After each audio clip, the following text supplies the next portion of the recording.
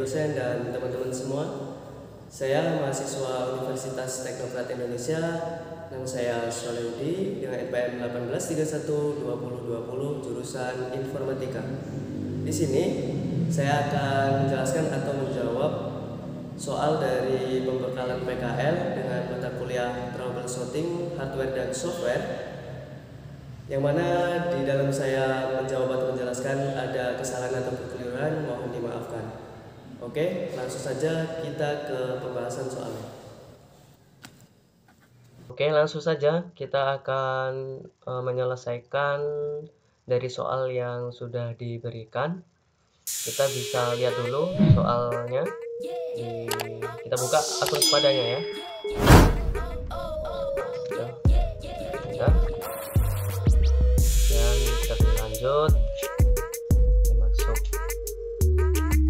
Nah, dan kita fokus ke troubleshooting dan administrasi sistem. Nah, kemudian kita pilih yang ini sesuai dengan jurusan Informatika, sesuai dengan dosen pengampu Bapak Arif Budiman. Kita klik. Nah, ini teman-teman, ada dua tipe soal, ada tipe A dan tipe B.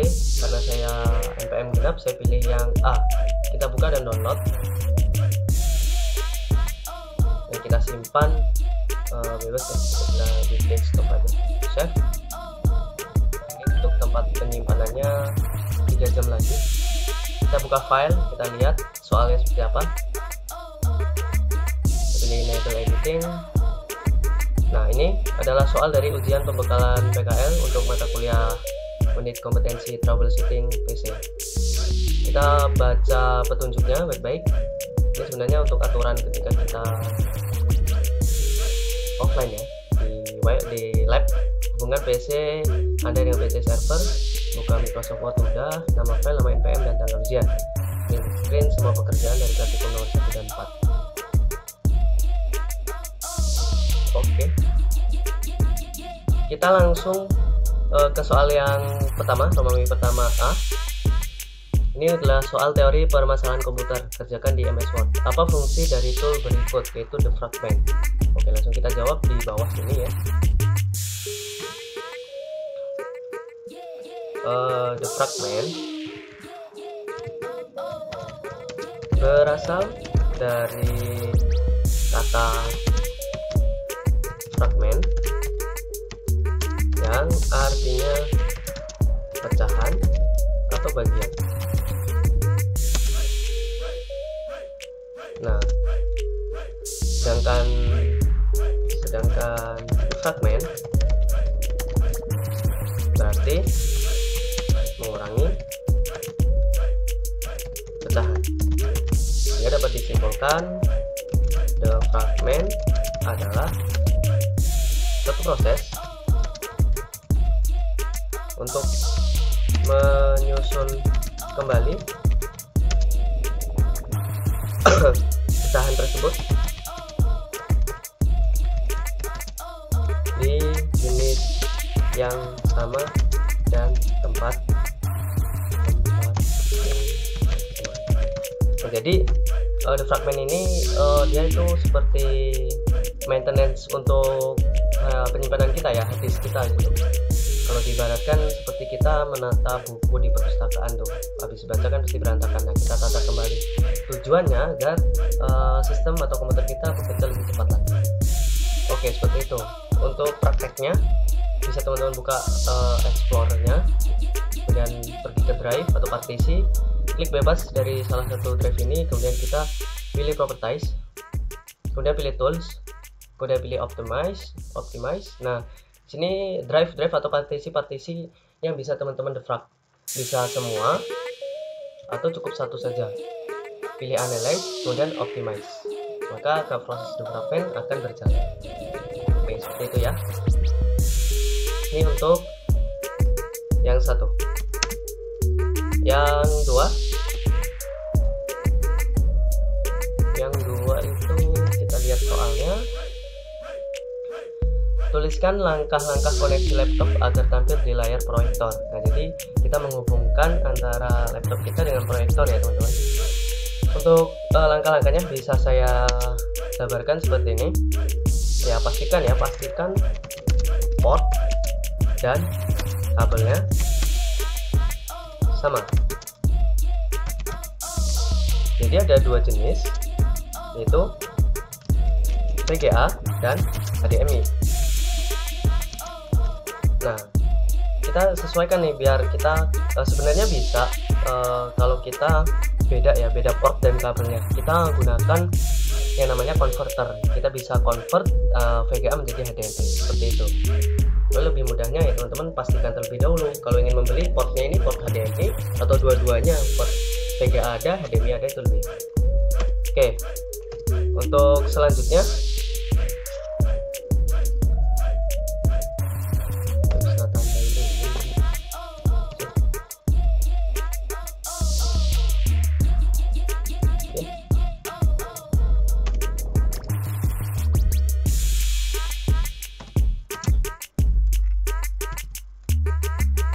Yang kedua, kita langsung tancapkan atau masukkan kabel ke portnya masing-masing, antara ke portnya laptop dan ke portnya proyektor ya. Kalau sudah, kita langsung bisa pilih modenya. Mode itu seperti ini teman-teman, kita pilih jenis modenya, kita pilih jenis tampilannya, outputnya nanti akan saya jelaskan. Nah, seperti ini. Untuk memunculkan itu bisa kita gunakan tombol kombinasi seperti Windows P. Kalau di tempat saya Fn plus F5 yang ada ikon layar belahnya. Jadi tekan tombol kombinasi Fn plus F5 ya teman-teman. Jadi kalau kita tekan F5 ya seperti ini. Saya jelaskan secara singkat, ini ada dua jenis ya. Untuk PC screen only, jadi yang tampil itu hanya laptop kita, proyektor tidak tampil. Untuk duplikat ya kita duplikat apa yang tampilannya ada di layar laptop ya itu sama persis dengan tampilan yang ada di proyektor. Kemudian extend ini berarti dia memperbesar layar, jarak atau jangkauan layarnya itu lebih besar gitu. Ini biasa digunakan untuk multitasking. Ketika kita presentasi, yang satunya menampilkan PowerPoint, yang satunya bisa kita buat browsing dan lain sebagainya. Yang terakhir ada second screen only. Ini adalah hanya proyektornya saja yang nyala, untuk layar laptop itu mati. Nah, seperti itu teman-teman. Oke, saya rasa itu saja untuk langkah-langkahnya. Kita lanjut ke soal selanjutnya. Tuliskan langkah-langkah membuat bootable OS menggunakan flash disk. Oke, gampang ini.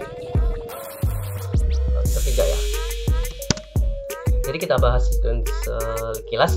Bootable itu apa sih? Bootable itu layanan yang diberikan dari sistem operasi kepada penyimpanan semacam flash disk ya, yang digunakan untuk booting ke sistem gitu ya. Jadi kalau teman-teman bisa install melalui bootable flash disk. Yang bisa saya terangkan, siapkan peralatannya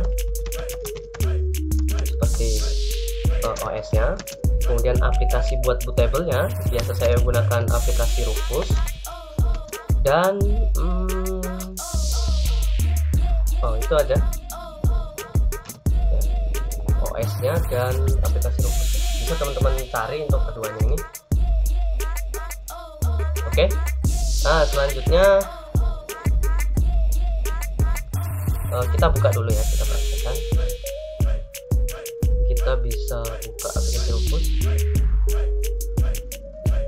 di aplikasi. Nah, ini OS-nya, ini Rufusnya kita buka. Oh, bisa kita tambahkan peralatannya yaitu flash disk dan flash disk, jangan lupa.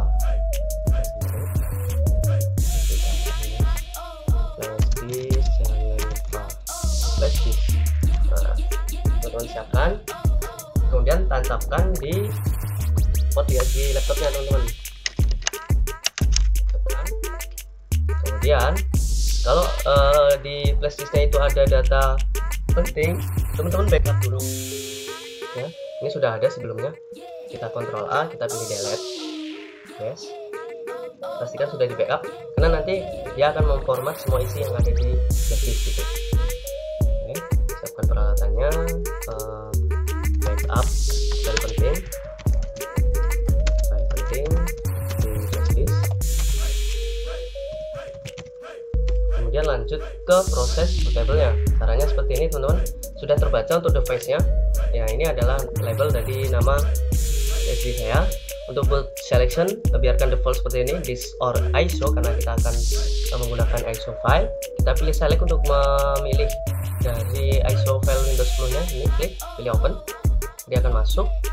Dan untuk image option biarkan default. Untuk partition skema bisa pilih MBR atau GPT, saya pilih GPT. Untuk target sistemnya biarkan UEFI non CSM. Untuk file system bisa teman-teman ubah, ini sebenarnya opsi. Nah, kalau dirasa semua cukup, teman-teman bisa pilih start.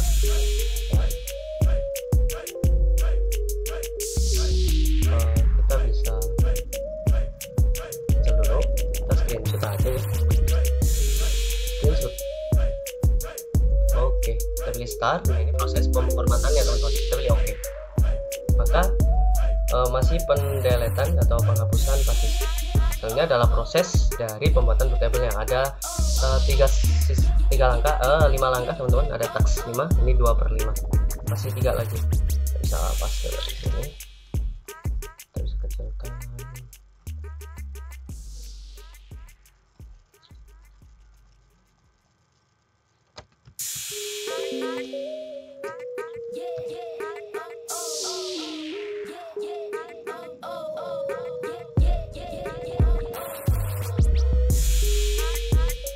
Oke, untuk bootable saya rasa sampai di sini. Jadi selesai ya untuk Romawi 1. Kita lanjut ke Romawi 2 soal praktikum. Instalasi SO, jalankan aplikasi VirtualBox ya, lalu install sistem operasi. Oke, kita ke yang Romawi 2. Kemudian langkah-langkahnya bisa kita tulis. Satu ya. Pertama, siapkan aplikasi VirtualBox-nya dan OS-nya, OS ISO-nya.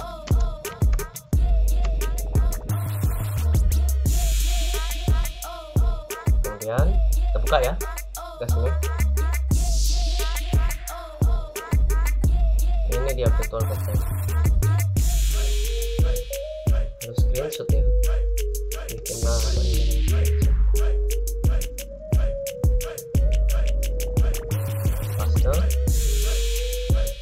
Ini adalah tampilan awal. Langkah selanjutnya kita buat mesinnya. Kita ibaratkan kita punya PC baru tapi kita beli dulu perangkatnya. Tapi kalau di sini kita bikin ya. Cara membuat mesinnya, kita bisa pilih new atau mesin ini juga pilih new, sama aja. Nah, muncul seperti ini. Kita namai, name-nya biasanya sih sesuai dengan nama OS-nya ya, Windows 10 yang akan saya gunakan. Tipenya Microsoft, pastikan. Untuk versinya sesuai dengan file ISO-nya yaitu 64 bit. Kita screenshot dulu.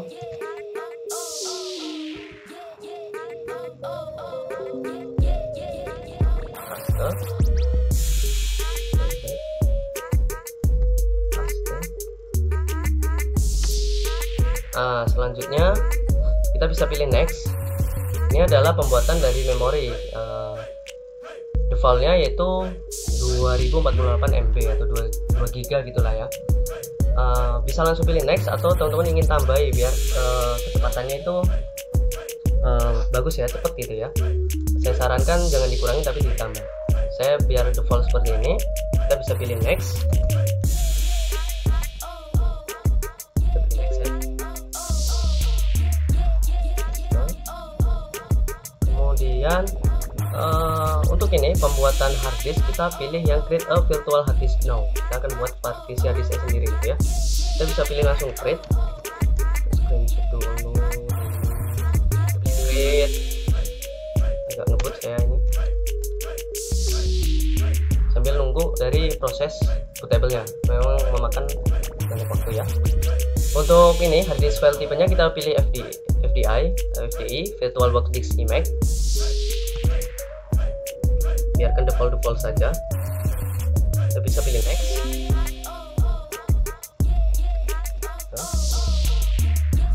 selanjutnya yaitu ini adalah stroke on physical hard disk. Kita pilih dynamic allocated ya. Nah, itu bisa teman-teman biarkan default saja. Kita pilih next. Oke, nanti kita bahas. Selanjutnya ini adalah pembuatan hard disk atau penyimpanan kita ya, hard disk ya gitu ya teman-teman. Untuk defaultnya dia langsung memilih 50 GB. Bisa teman-teman kurangi atau bisa teman-teman tambah ya, bisa kurangi mungkin di 40 aja. Nah itulah, kalau sudah kita pilih create. Ini melihat dari spesifikasi laptop teman-teman semua. Kita pilih create. Nah mesin sudah berhasil kita buat. Untuk komponen-komponennya bisa dilihat di sini teman-teman. Kita print screen lagi, mesin sudah bisa dibuat nih, paste.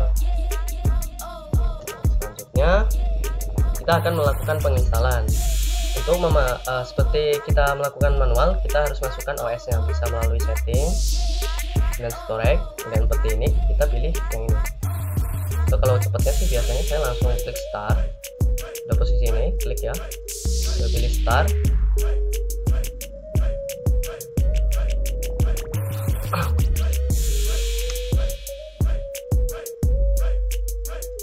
Oke, baru kita masukkan file ISO-nya. Kita klik, pilih add, cari di mana file ISO teman-teman berada. Kita pilih Windows, kita pilih open, kemudian kita bisa open screen. Kita pilih nih Windows ISO, kemudian kita pilih choose atau pilih. Nah di sini sudah masuk, tinggal kita pilih start.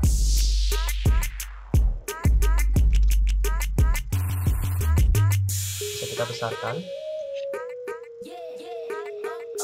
Prosesnya lumayan lama ya, tergantung dari spek laptopnya teman-teman semua.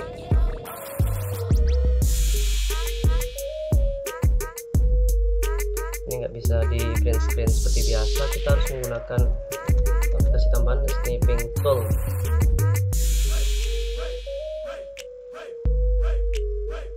New.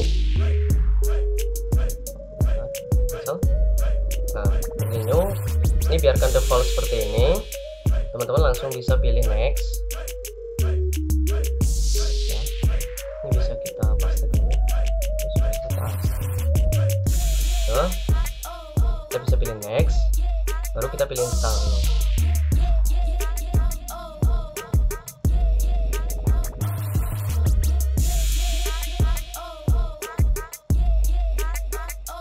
Tabelnya masih berjalan.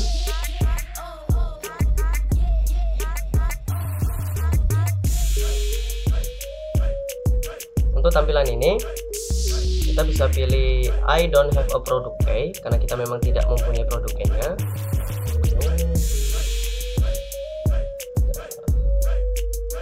Pilih I don't have a product key.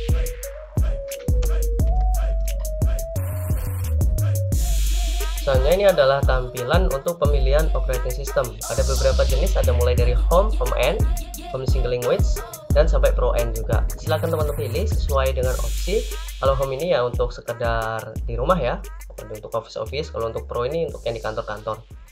Kita bisa pilih home saja yang ringan ya.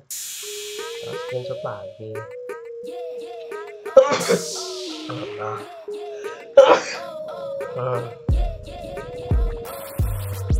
Oke, kita pilih home, kemudian kita pilih next. Kita multitasking ya, biar cepet. Selanjutnya ini adalah seperti biasa lisensi ya, boleh teman-teman baca. Agar kita bisa next, kita pilih setuju dong, pilih accept, udah lisensi dong, pilih next.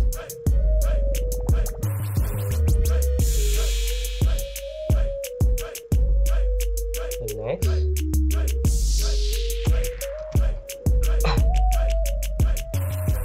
Nah ini adalah ada dua tipe penginstalan, ada upgrade dan custom. Upgrade ini kalau sebelumnya di data kita atau di laptop kita lah ya, kita ibaratkan laptop sudah ada OS sebelumnya, jadi kita tinggal upgrade. Mungkin dari Windows 10 kita upgrade ke Windows 10, dari Windows 8 kita upgrade ke Windows 10. Nah, karena kita kosongan atau PC atau laptop ini baru, kita pilih custom. Pilih custom. Screenshot dulu. Seperti itu ya teman-teman, paham? Kalau upgrade itu ya kita mau mengupgrade sistem sebelumnya. Kalau sebelumnya nggak ada sistem ya kita berarti pilih custom install. Kita bisa paste dulu. Selanjutnya adalah pembuatan partisi atau dimana kita akan menginstal OS-nya. Ini karena masih baru, kita bisa pilih new. Jadi kalau di teman-teman tuh lihat di Windows Explorer itu ada partisi C, D, dan E, itu pembuatannya di sini. Kita bisa pilih new dan langsung pilih apply. Berarti pilih OK. Nah, berarti kita membuat dua partisi ini untuk penginstalan atau sistem C dan penyimpanan. Seperti itu. Untuk penginstalan atau tempat OS-nya kita pilih yang primary.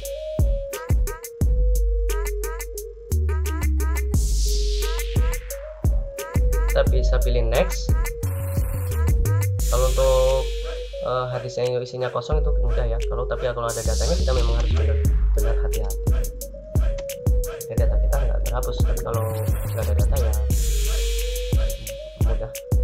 Nah, ini adalah untuk prosesnya, ini memakan banyak waktu nih teman-teman. Ada berapa step? Ada 5 step yang harus diselesaikan. Agar menyingkat waktu kita sambil menyelesaikan soal yang lain ya teman-teman. Kita tinggal tunggu saja, ini juga masih menunggu. Kita lihat soal lagi.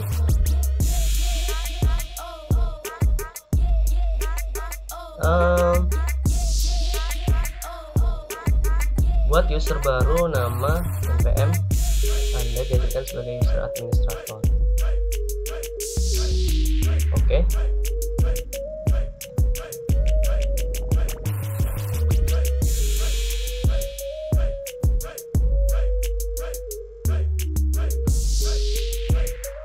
Kita bisa buat user baru ya di sini. Pilih setting. Kemudian pilih accounts. Berapa menit ya? 21. Soalnya kalau lebih dari 30 menit ini akan keluar sendiri teman-teman. Jadi mohon untuk Bapak dosen saya persingkat saja. Kemudian pilih family and other user. Ini udah ada satu user yang sudah saya buat sebelumnya. Jadi ada 2 user ya, yang utama sama yang selalu ini.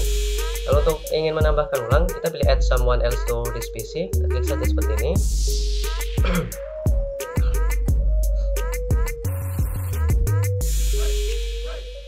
Izin ya Bapak, untuk langkah-langkahnya saya tidak screenshot karena saya memburu waktu ini. Soalnya kalau perekaman ini lebih dari 30 menit dia akan keluar sendiri gitu. Selanjutnya pilih yang I don't have this person, ini ya, ini.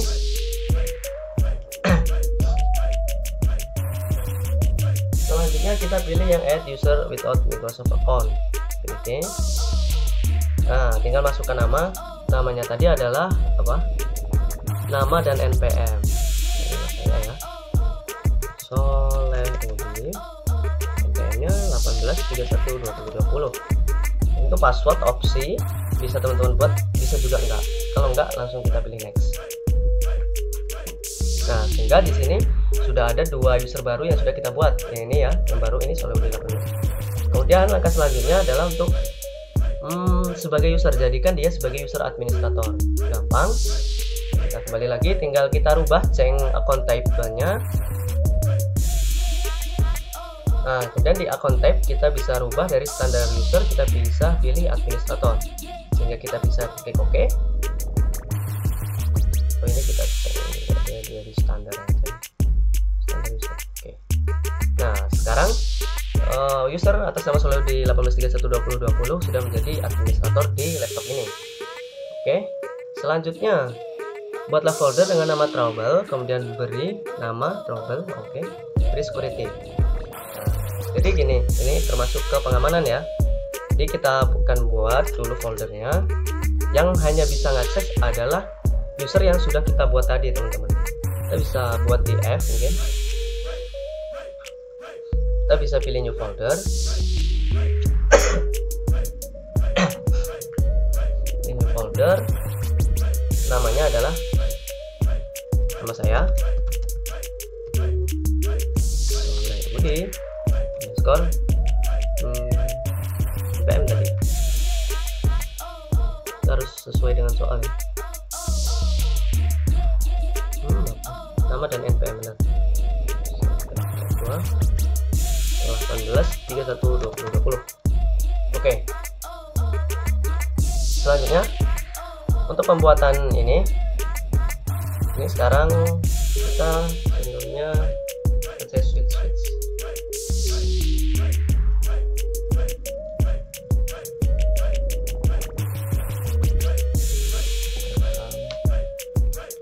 Nanti kalau saya switch dia akan tidak terekam teman-teman. Nah sebelumnya kita bisa nunggu selesai ini dulu ya.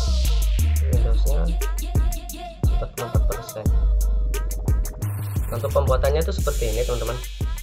Kita bisa langsung klik kanan, kemudian pilih properties, kemudian kita pilih security. Selanjutnya kita bisa pilih advanced.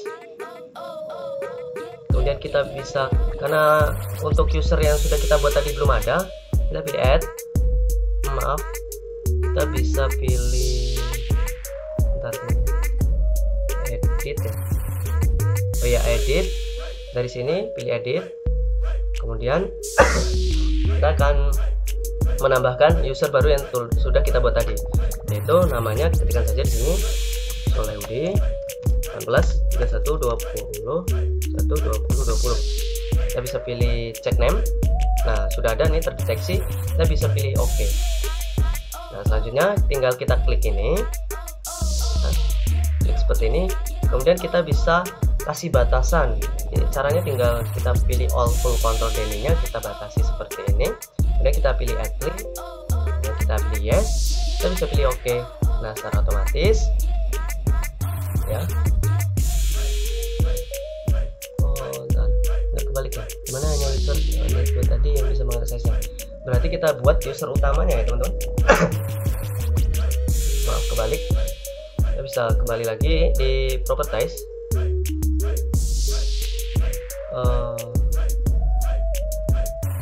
Properties security salah, berarti kita ini pilih full control ya.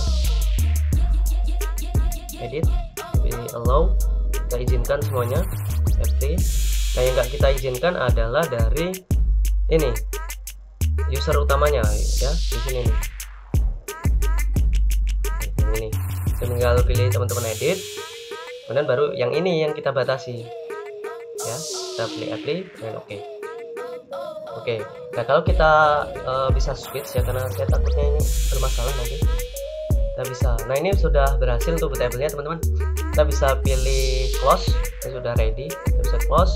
Jadi kita lihat di isinya, itu di sini sudah ada setupnya. Nah ini, dan ini sudah berhasil digunakan untuk melakukan penginstalan baik di PC maupun di laptop. Sampai sini sudah berhasil untuk proses pembuatan bootable. Kita bisa eject. Nah, untuk menguji tadi kita harus switch user ya teman-teman. Ctrl Alt delete biasanya. Nah jadi kalau kita masuk menggunakan user ini, user yang sekarang, maka dia tidak akan bisa membuka folder yang ini.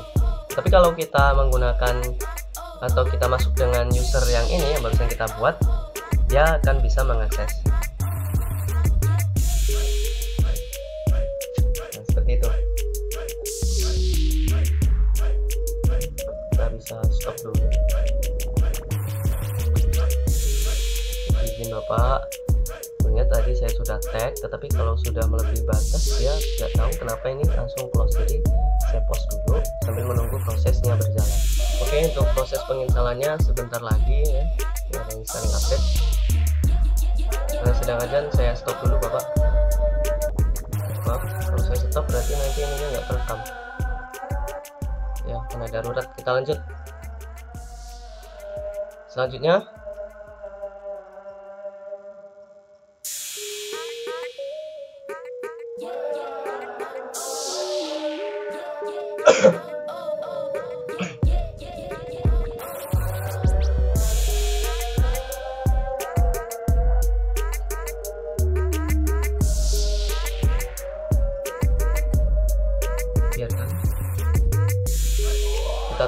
untuk prosesnya.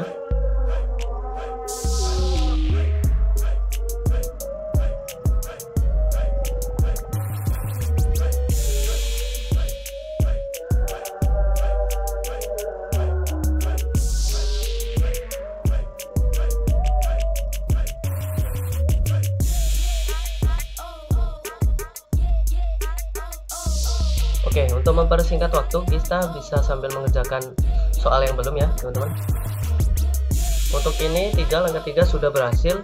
Kita masuk ke yang B, Romawi 2B, identifikasi perangkat komputer. Cek dan tulis spesifikasi komputer pada lembar jawaban. Beri nomor komputer. Nah ini nggak usah karena kita menggunakan laptop pribadi. Oke, yang untuk device-nya mulai dari VGA, HDD, RAM, prosesor, dan sistem operasi. Nah teman-teman dapat melihat informasi tersebut kalau masih ada ya, itu biasanya di bodi depan itu ada label untuk spesifikasi dari laptop tersebut. Teman-teman bisa lihat dari sana, atau kalau dari sistemnya ada banyak cara. Salah satunya bisa klik kanan, kemudian pilih properties. Nah di sini sudah ada beberapa info yang bisa teman-teman ambil untuk mengisi tadi. Kita isi ya. Untuk VGA di sini belum ada. Kita masuk ke RAM.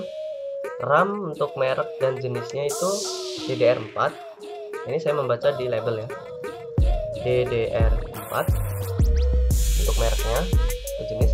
Kapasitasnya 8 GB karena sudah saya lakukan upgrading. Untuk prosesornya di sini menggunakan Intel.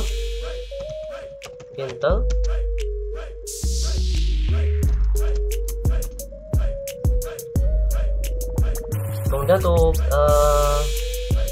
kapasitasnya ini atau versi atau tipenya yaitu Core i5 dengan generasi 7 ya.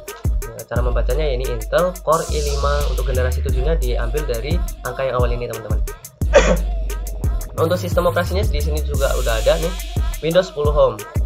Untuk merek dan jenisnya Windows 10, untuk jenisnya yang Home. Nah untuk informasi lebih lengkapnya teman-teman juga bisa akses Windows R, ketikkan dx-diag, kemudian klik OK, maka nanti akan muncul seperti ini. dx-diag, convert to description, space on this. Space-nya nggak ada teman-teman, memang lagi lock gitu.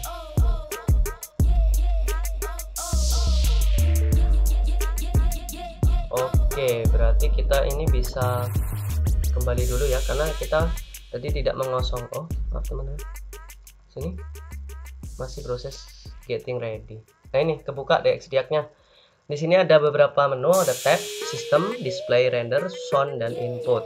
Kita bisa lihat di sistem. Tadi sudah, kita fokus ke display. Display kita isi untuk VGA-nya. Kita bisa isi VGA Intel lah ya gitu ya. Kemudian HD grafik. Untuk kapasitasnya ini ya, share memory, display memory 128. Oh total memori ini teman-teman 4158 MB. 4158 MB. Untuk harddisknya bisa dilihat di label ya, atau teman-teman bisa cek di sini, klik sembarang di properties. Maaf, Windows R, MSG. Nah ini disk mgmt.msg. Nah di sini teman-teman bisa lihat untuk kapasitasnya. Di sini ada disk 0 dan disk 1 karena memang sudah saya upgrade. Yang disk 0 itu SSD, yang disk 1 adalah HDD. Untuk melihatnya, kita yang diperintah adalah hard disk, klik kanan, pilih properties. Untuk volumenya dilihat di sini, kapasitasnya ada sekitar 900 ribuan atau 1 terabyte. Untuk jenisnya di sini ada STL 1000 LM035. Kita masukkan saja biar cepet. HDD untuk merek STL 1000 LM035. 135, ini 1R, ke 172. Oke, panjangan ya, sini aja mungkin 5. Kapasitasnya di 1000 GB. Oke, sudah berhasil ya, sudah terisi semua. Seperti itulah untuk cara mencari spesifikasi dari laptop kita. Ini bisa kita close. Kita lihat untuk proses penginstalannya.